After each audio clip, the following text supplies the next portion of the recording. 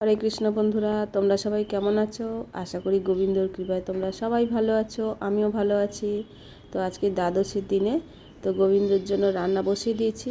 তো আর তোমরা কারা কারা তেঁতো ডাল খেতে ভালোবাসো জানাবে আমাকে। আমি কিন্তু ভীষণ ভালোবাসি। তো সেই জন্য আজকে উচ্ছে দিয়ে বানাবো মুগের ডাল। পেঁপেও ছিল, লাউও ছিল, তো তাও ভাবলাম আজকে উচ্ছে ডালই বানিয়ে ফেলি। তো প্রথমে মুগের ডালটা আমি ভাজা বসিয়ে দিয়েছি। তো আজকে দেখো অনেকটাই দেরি হয়ে গেছে, যার জন্য দুদিকে দুটোই কড়া বসিয়ে দিয়েছি। হ্যাঁ, তো ডাল ওদিকে সিদ্ধ হচ্ছে, আর উচ্ছে দেখো এর মধ্যে উচ্ছেটা আমি অল্প ভাজা বসিয়ে দিয়েছি। তো এমন নয় যে উচ্ছে ভেজে তুলে নিতে হবে, তাড়াতাড়ি করার জন্য অনেক কিছু কারুকার্য সব মায়েরাই পারে, বোনেরা পারে। তো দেখো এখানে উচ্ছেটা আমি ভেজে নিয়ে মাঝখানে একটু ফাঁকা করে, আমি কিন্তু এর মধ্যে জিরে ফোড়ন দিই না, উচ্ছে ডালে আমি সবসময় রাঁধুনি ফোড়ন দিই। রাঁধুনি, শুকনো লঙ্কা, তেজপাতা ফোড়ন দিয়ে দিয়েছি, মাঝখানে একটু ফাঁকা করে নিয়েছি, সামান্য একটুখানি আদা দিয়ে দেবো, তাহলে কী হবে, টেস্ট এসে যাবে। আদা তার জন্য বাটতে হবে এরকম কোনো ব্যাপার নেই যে আমাকে অনেকটা আদা বেটেই নিতে হবে। তো সামান্য একটু আদা লাগবে, যার জন্য আমি একটু ঘষেই নিচ্ছি। আর এদিকে এমন ওয়েদার পড়েছে, ঠান্ডা লেগে যাচ্ছে আমার। তো সে কিছু করার নেই, ঠান্ডা লাগুক আর যাই করুক, নিজেদেরকেও খেতে হবে আর ভগবানকে ভোগও লাগাতে হবে। তো সেই জন্য বিশেষ করে নিজের পেট তো শুনবে না, ভগবান তো জানবে যে আমাকে আজকে না দিলেও চলে যাবে, ভগবান তো একটুখানি। তো যারা আমার ডাল হয়ে গেছে, তো তোমরা তো ডাল সিদ্ধ হয়ে গেছে আর ফোড়নটা দেখেই নিলে। আর কারা পটলের এরকম খোসা সিদ্ধ খেতে ভালোবাসো? আমি ভাই খোসাটা কম ফেলারই চেষ্টা করি, কারণ খোসাতে এমন কোনো ব্যাপার নেই যে খোসা ফেলেই সব কিছু খেতে হবে। আর একটা জিনিস, পোস্ত না থাকলে যারা যারা সর্ষে পোস্ত খেতে ভালোবাসে, পটলে পোস্ত যদি না থাকে তাই বলে কি পোস্ত খাওয়া হবে না? এরকম কোনো ব্যাপার থাকে নাকি? আমার কাছে ভাই কোনো জিনিসটা না থাকলে কি সেই জিনিসটা খেতে পারবো না, এরকম কোনো ব্যাপার থাকে না। এই দেখো পোস্ত আমার ঘরে কোথায় রেখেছি, আছে তো অবশ্যই, কিন্তু কোথায় রেখেছি একটাও মনে নেই তো কিছু করার নেই। তো দেখো এখানে দিয়ে দিয়েছি কাঁচা লঙ্কা, সর্ষে আর চাল মগজ। তো সর্ষের কাজ করবে চাল মগজটাকে। তো সেই জন্য দেখো এদিকে পটলটা আমার ওদিকে ভাজা হয়ে গেছে, তোমাদেরকে দেখে নিয়েছি। ডাল ওদিকে ফুটছে, আর এইদিকে আমি টমেটো একটুখানি মাখা মাখা করতে হবে। তো পটল আমি ঢেলেই দিলাম। সর্ষে পটল খেতে এত টেস্টি লাগে। পরে পটল পোস্ত যেটা বলা হয়, কেউ শুধু পোস্ত দিয়ে খায়, কেউ শুধু সর্ষে দিয়ে খায়।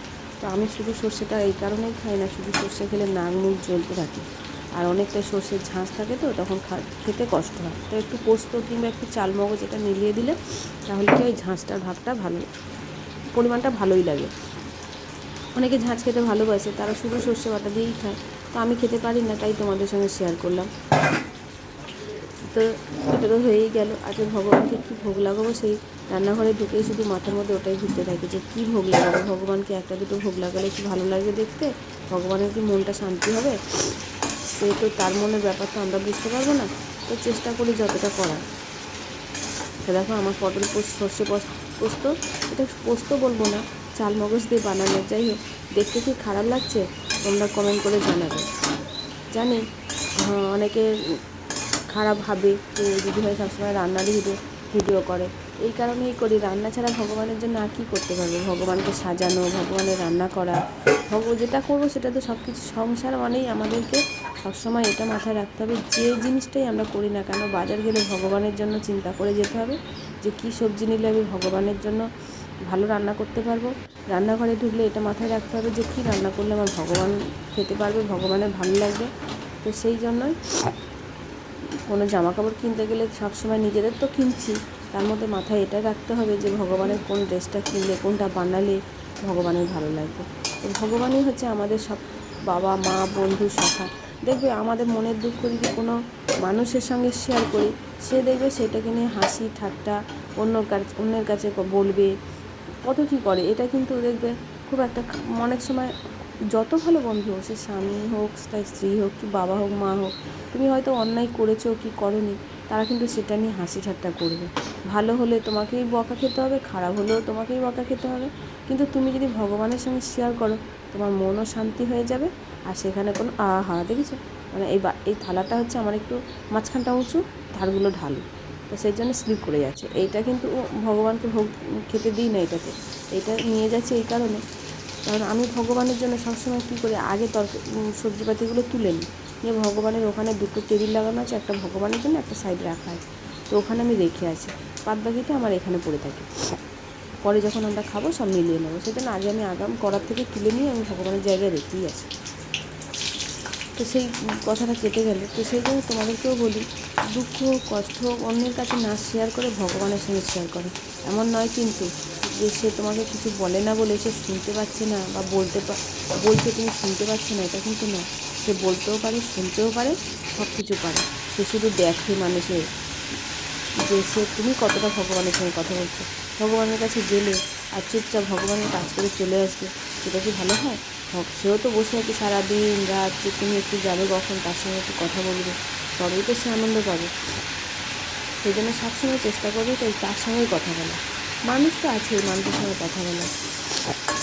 আর আমি এটা একটা চচ্চড়ি বসিয়ে দিয়েছি। তো চচ্চড়ির মধ্যে সবজিতে কী দিয়েছি দেখো, এখানেও কিন্তু আমি কুমড়ো আর বাঁধাকপির যে পিছনের যে পাতাগুলো থাকে সেই পাতাগুলো দিয়ে দিয়েছি, একটু আলু, পটল, আর এটার মধ্যে দেখো জিরে, ধনে, সর্ষে, একটু নুন, একটু কাঁচা লঙ্কা। তো রান্না তো আজকে হয়েই গেছে। আরেকটা রান্না করেছি, তোমাদের সঙ্গে শেয়ার করিনি। তো দেখো পটল সর্ষে উচ্ছের ডাল করেছি, আর এটা দেখো বাদাম আর আলু ভেজে দিয়েছি। আর এটা তো চচ্চড়ি তোমরা দেখতেই পেলে। আর এই যে বাতাস আম দিয়েছি, 1 গ্লাস দুধ দিয়েছি, জল দিয়েছি, অন্য লেবু দিয়েছি। তো দেখো আজকের আমার গোবিন্দ সেজেগুজে বসে আছে, সাজাইনি বেশি, গরম অত্যাধিক। তো রাধে রাধে, ভিডিওটা আমি এখানেই শেষ করব। তোমরাও ভগবানের সঙ্গে কথা বলো, খুব আনন্দ থাকবে, ভালো থাকবে, সুস্থ থাকবে। রাধে রাধে, হরি বল।